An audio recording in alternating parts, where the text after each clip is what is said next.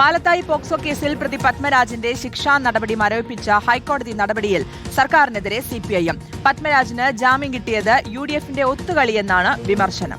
മുസ്ലിം ലീഗിനും ജമാഅത്തെ ഇസ്ലാമിക്കും ഇക്കാര്യത്തിൽ എന്ത് മറുപടിയാണ് പറയാനുള്ളതെന്നും സിപിഐഎം കണ്ണൂർ ജില്ലാ സെക്രട്ടറി KK രാഗേഷ് ചോദിച്ചു. സർക്കാർ കേസിനെ സമീപിച്ചതിൽ ആഘവത്തോടെയെന്നും വിമർശനമുണ്ട്. പത്മരാജൻ സമർപ്പിച്ച അപ്പീലിൽ കഴിഞ്ഞ ദിവസമാണ് ഹൈക്കോടതി ശിക്ഷ മരവിപ്പിച്ചത്. കുട്ടിയുടെ മൊഴിയിൽ വൈരുദ്ധ്യമുണ്ടെന്നും കോടതി നിരീക്ഷിച്ചു.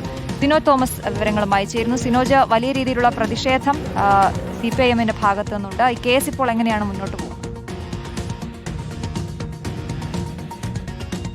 അശ്വതി, വലിയ രാഷ്ട്രീയ കോളിളക്കമുണ്ടാക്കിയ കേസാണ് പാലത്തായി പോക്സോ കേസ്. കാരണം അധ്യാപകൻ ആയ പത്മരാജൻ BJP നേതാവ് കൂടിയാണ്. 4 ക്ലാസ് പഠിക്കുന്ന 10 വയസ്സുകാരി പെൺകുട്ടിയെ സ്കൂളിന്റെ ശുചിമുറിയിൽ വെച്ച് 2020 പലതവണ പീഡിപ്പിച്ചതാണ് കേസ്.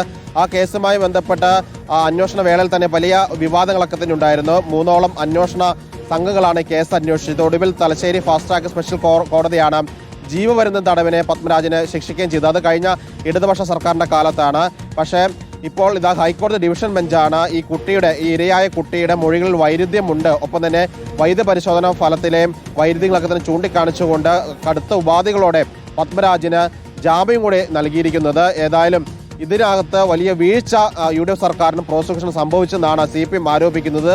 KK രാഗേഷ് പറഞ്ഞു വെക്കുന്നത് UDF സർക്കാർ അധികാരത്തിലെത്തി 3 മാസം തികയുന്ന വേളയിൽ തന്നെയാണ് RSSന്റെ നയം തുടരുന്ന സർക്കാരിന്റെ പിന്തുണയോടുകൂടി പ്രോസിക്യൂഷൻ ലാഘവത്തോടെ പ്രവർത്തിച്ചുകൊണ്ടാണ് ഇത്തരത്തിൽ പ്രതിക്ക് ജാമ്യം ലഭിച്ചതെന്നാണ് KK രാഗേഷിന്റെയും CPMന്റെയും ആരോപണമെന്ന് പറയുന്നത്. LDF സർക്കാർ കൃത്യമായി അന്വേഷിച്ച് പരമാവധി ശിക്ഷ വാങ്ങിക്കൊടുത്തൊരു കേസിലാണ് ഹൈക്കോടതിയിൽ നിന്ന് പ്രോസിക്യൂഷൻ ലാഘവത്തോടെ പെരുമാറി ഇത്തരത്തിൽ ജാമ്യം ലഭിക്കാവുന്ന ശിക്ഷ മരവിപ്പിക്കാവുന്ന രീതിയിലേക്ക് കാര്യങ്ങൾ പോയതാണ് CPMന്റെ ആരോപണം. ഏതായാലും CPM ഇതൊരു രാഷ്ട്രീയ ആയുധമാക്കി എടുക്കുകയാണ്, പ്രത്യേകിച്ച് ലീഗ്.